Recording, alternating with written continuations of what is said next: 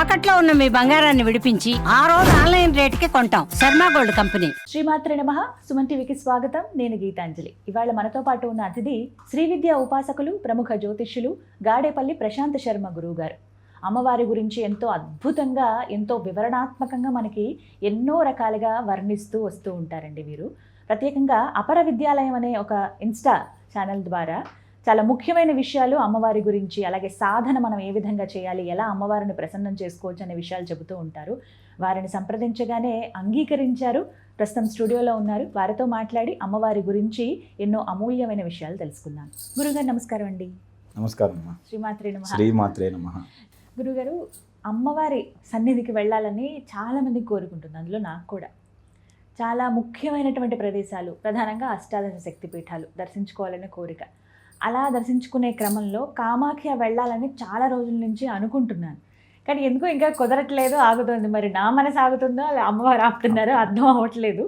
కానీ ఆ ప్రాంతం గురించి చెప్పగానే ఒక్కసారి యూట్యూబ్లో వీడియోలు చూస్తే రకరకాలుగానే అనిపిస్తాయి. ఖచ్చితంగా బలులు ఉంటాయి అక్కడ. ఇక్కడ ప్రధానంగా ఇలా పూజ ఉంటుంది. అమ్మవారి రూపం మనం చూడంగానే విశేషంగా ఉంటుంది. కానీ అక్కడ అదంతా ఒక ప్రత్యేకమైన ఒక వైబ్ అంటారు కదా, అలా ఉంటుంది అని చెప్తారు. అసలు కామాఖ్య విశిష్టత మాట్లాడుకుందామండి. అందరూ వెళ్ళొచ్చా దర్శనానికి? అందరు దేవతలకు వెళ్తున్నట్టుగానే వెళ్ళొచ్చా? అక్కడ ప్రధానంగా ఏం చేయాలి వెళ్ళి, అసలు కామాఖ్యకి వెళ్ళి? ముందుగా మీరు అన్నట్టు మీరు చాలా రోజుల నుంచి వెళ్ళాలనుకుంటున్నారు. చాలామంది కూడా అనుకుంటున్నారు, వెళ్ళలేకపోతున్నారు. ఏ విధంగా అయితే కాశీకి వెళ్ళడానికి కాలభైరవుడు అనుగ్రహం మనకు ఎంత ఉండాలో, కామాఖ్యకి వెళ్ళాలన్నా కూడా అక్కడ ఆనంద భైరవుడు అనుగ్రహం ఉండాలి.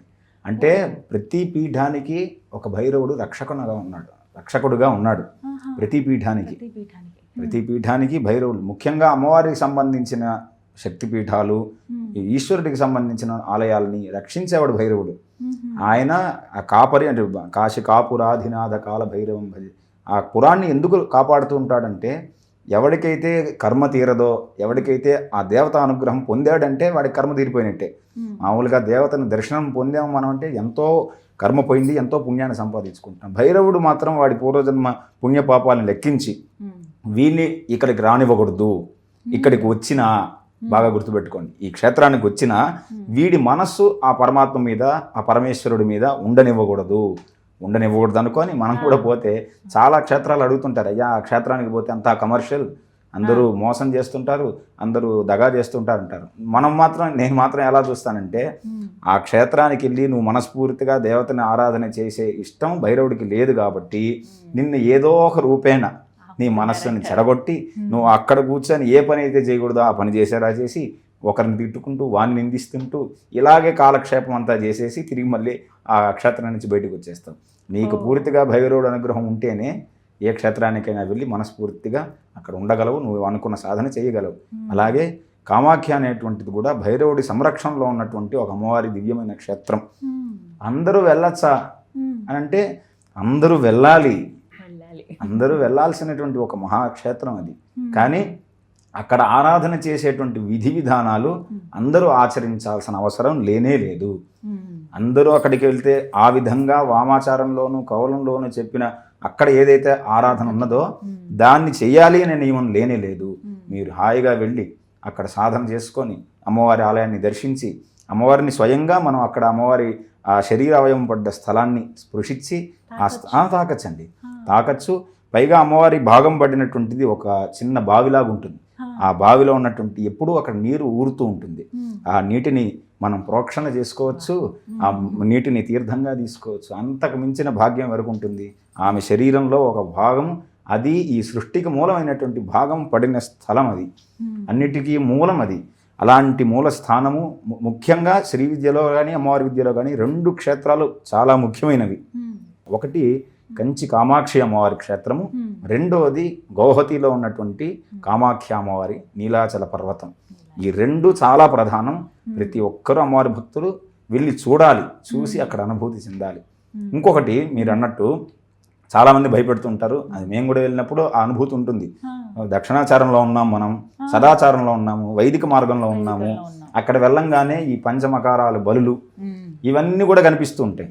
కనిపించినప్పటికీ మనం బాగా గుర్తుపెట్టుకోవాల్సింది, ఆ దేవికి ఆ బలులు ప్రధానం కానే కాదు. ఆ దేవికనే కాదు, మనం ఈ గ్రామ దేవతలకు కూడా, మనం హైదరాబాద్లో ఉంటున్నాము, ఇక్కడ చేసేటువంటి బోనాల సంగతి మనకు తెలిసిందే, ఎన్ని జరుగుతుంటాయో తెలుసు. ఏవైనా సరే మనం చూసుకుంటే సూక్ష్మంగా అమ్మవారి ఆలయంలో ఏవీ జరగవు, అమ్మవారికి ఏది నైవేద్యం జరగదు, అది కేవలం బయట పక్క జరుగుతున్నది. ఇక్కడ బలి ప్రధానం ఎవరికి వేస్తారంటే భూతగణానికి వేస్తారు. ఆ దేవతను నమ్ముకొని ఉన్నటువంటి చుట్టుపక్కల ఉన్నటువంటి పరివార దేవతలు, ఈ డాకిని షాకిని ఇలా అమ్మవారి విద్యలో చాలామంది ఉన్నారు, యోగిని దేవతలు ఉన్నారు, వీళ్ళందరికీ ప్రీతికరంగా బలులు సమర్పిస్తారు. అవి ఆ దేవతలు పరివార దేవతలు తీసుకొని సంతోషించి ఆ భక్తులను అనుగ్రహిస్తూ ఉండే ఆచారం ఉన్నది. దాన్ని మనం ఆచరించాల్సిన అవసరం లేనే లేదు. మనం నేరుగా ప్రధానమైనటువంటి ఆ తల్లిని దర్శనం చేసుకోవచ్చు, ఏ భయం లేకుండా ఆరాధన చేసుకోవచ్చు. మీకు మనసుకి ఇష్టం లేకపోతే అమ్మవారికి నేను ఇలా ఒక ప్రాణిని బలిచ్చి ఆ అనుగ్రహాన్ని పొందాలి అనేటువంటి ఆలోచన నాకు వద్దు అనుకుంటే ఖచ్చితంగా సదాచారంలో మీరు హాయిగా పుష్పాలతో, ఫలాలతో, పత్రాలతో, ఉదక నీటితో అమ్మవారిని సంతోషింపజేయచ్చు.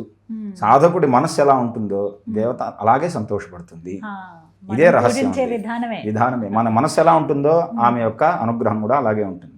మనం అలా ఉంది కదా అని మన మనస్సుని, మన ఆచారాన్ని మార్చుకొని చేయాల్సిన పని లేనే లేదు. అలా ఆమె సంతోషిస్తుందనే మాటే అబద్ధం. కోరుతుందనే మాట లేదు. నీకు మాంసం ఇష్టం, నీకు మద్యం ఇష్టం, నీకు ఇవన్నీ ఇష్టం కాబట్టి నువ్వు వీటిని వదలలేవు. కాబట్టి నువ్వు వదలలేని వాటిని, ఇక్కడ మీకు సమయం ఉందంటే ఒక చిన్న కథ చెప్తాను. ఈ కౌలం వామం ఎలా పుట్టింది అనే గ్రంథాలు మనం పరిశీలిస్తూ ఉంటే దాంట్లో శుక్రాచార్యులు, మనందరికీ తెలుసు, శుక్రాచార్యుడు రాక్షస గురు. ఆ శుక్రాచార్యుడు అమ్మవారిని ప్రార్థిస్తాడు, త్రిపుర భైరవీదేవిని ప్రార్థించి, మా దేవతలందరూ అమృతాన్ని పొందారు, దేవతలందరూ సాధన చేస్తున్నారు, దేవతలందరూ పరాశక్తి నీ శక్తి అనుగ్రహాన్ని పొందుతున్నారు, నిన్ను ఆరాధన చేసి, ముక్కోటి దేవతలు ఆమెని ఆరాధన చేస్తారు కదా, ఆ ముక్కోటి దేవతలందరూ కూడా, లోకాన్ని పరిపాలించే వారందరూ కూడా నీ శక్తిని పొందుతున్నారు, తపస్సు చేసి, పూజలు చేసి, యజ్ఞాలు చేసి నువ్వు వారిని ప్రసన్నం చేసుకుంటున్నారు. కానీ నా రాక్షస జాతి అంతా కూడా ఎప్పుడూ మత్తుకి, మగువకి బానిసలు అయిపోతున్నారు. ఇలాంటి మత్తు మగువులకు బానిస అయిపోయిన నా జాతిని రక్షించుకోవడానికి ఏదైనా మార్గం చెప్పమ్మా అని శుక్రాచార్యుడు వారు ప్రార్థిస్తారు అమ్మవారిని. ప్రార్థిస్తే అందులకు శుక్రాచార్యుడు అనుగ్రహిస్తూ ఆ త్రిపుర భైరవీ దేవి చెప్పిన మార్గం అది. అంటే నీ రాక్షసులకి ఏదైతే వ్యసనంగా మారిందో దాన్ని నాకు సమర్పించేయమను, వారిలో ఉన్న దుర్గుణాలని నేను తీసేసుకుంటా, దాని ద్వారా సంభవించిన దోషాన్ని నేను హరించి వారికి ముక్తిని ప్రసాదిస్తా అని ఆదిగా చెప్పినటువంటి ఆ సూత్రంలోంచి వచ్చినదే ఈ మార్గాలన్నీ కూడా. ఇవి సమర్పించడం అనేటువంటి రాక్షసులు చేసేటువంటి, ఇప్పుడు కామాఖ్యలో కూడా అక్కడ నరకాసురుడు చేసిన విధానం అది. మనం ఆచరించేది శంకరాచార్యులు వారు చేసింది, దూర్వాస మహాముని చేసింది, పరశురాముల వారు చేసిన మార్గము, దత్తాత్రేయుడు చేసిన మార్గాల్లో మనం అమ్మవారిని ఉపాసన చేస్తున్నాం. నరకాసురుడు చేసిన మార్గంలో మనం ఎందుకు చేయాలి? మనం వారి సంతతి కాదు కదా, మనం ఋషి సంతతి. మనం ఋషి మార్గంలోనే దేవిని ఆరాధన చేయాలి. ఖచ్చితంగా ఋషి మార్గంలో వీరు చెప్పిన మార్గాలన్నీ ఆచరించిన నీ కోరిక తీరలేదంటే నువ్వు అక్కడికి వెళ్ళి పంచబలులు కాదు నరబలు చేసినా తీరదు. తీర్చాలనుకున్నదంటే పుష్పంతోనే తీర్చేస్తుంది, తీర్చకూడదు అనుకుంటే నువ్వేం చేసినా తీర్చదు. అక్కడ ప్రధానంగా ప్రసాదం ఇవి అని ఉంటాయండి, అన్నీ ఉంటాయి. వాటిని మనం నిందించకూడదు, ఎందుకంటే కొన్ని మార్గాల్ని నిందించడం కూడా దోషమే అని చెప్పి గ్రంథాల్లో ఉన్నాయి. సాత్వికంగా ప్రసాదం కూడా సమర్పిస్తారు. అక్కడ ముఖ్యంగా మనం చూడాల్సింది ఏంటంటే, మనం చెయ్యాలనుకుంటే ఆ క్షేత్రంలో ఏదైనా రిచువల్ మనం చేయాలి, పూజ మనం కండక్ట్ చేయాలి అనుకుంటే అక్కడ బాల పూజ చేస్తారు. బాల పూజ చిన్న చిన్న పిల్లల్ని కూర్చోబెట్టి, మనం ఇక్కడ ఎట్లయితే బాల పూజ చేస్తామో అక్కడ కూడా కన్యా పూజ చేస్తుంటారు. ఆ కన్యా పూజని ఒక స్త్రీని అమ్మవారిలాగా కూర్చోబెట్టి పుష్పమాల వేసి వస్త్రం ఇచ్చి భోజనం పెట్టి ఆ తల్లి అనుగ్రహాన్ని పొందుతారు.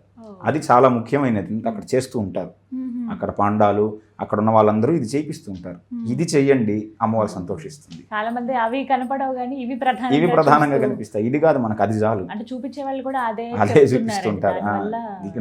నా మనసులో ఉన్న మాట ఒకటి చెప్పాలి. మేము కామాఖ్యకి వెళ్తూ ఉంటాం చాలాసార్లు. వెళ్ళినప్పుడు అక్కడ మేము ఎవరిని తీసుకుపోం, ఒంటరిగా పోతాం, సాధన చేసుకుంటాం. కానీ ఈ మధ్య ఒక కల్చర్ తయారైంది.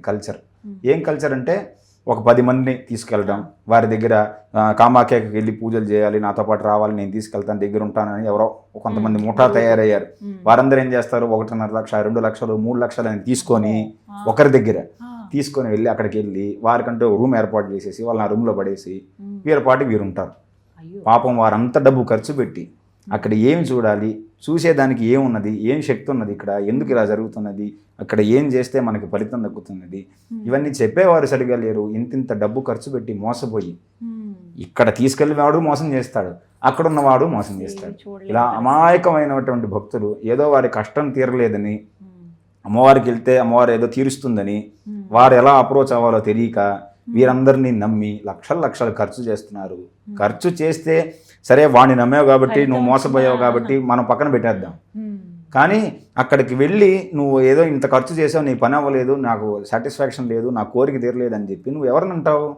తీసుకెళ్ళిన వాడిని అంటావు. కాసేపు తర్వాత ఏమంటావు? అమ్మవారే లేదు, ఈ విద్యలు లేవు, ఈ శాస్త్రాలు లేవు, ఇవన్నీ ఏం లేవు, అన్ని మోసాలు అని చెప్పి శాస్త్రాన్ని అవమానించేటువంటి ప్రక్రియ జరుగుతున్నది.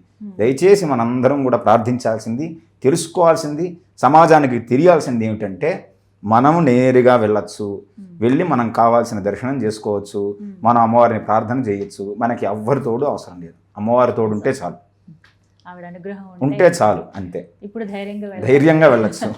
ఇప్పుడు స్వామి అనుగ్రహం కావాలి, భైరవుడు అనుగ్రహం ఉంటుంది. అందరూ వెళ్ళాలనుకున్న వాళ్ళు ముందు స్వామివారిని దర్శించుకుని తర్వాత అమ్మవారి దగ్గరికి వెళ్ళచ్చు. అక్కడ శ్మశాన భైరవుడు ఉంటాడు, శ్మశాన కాళీ ఉంటుంది.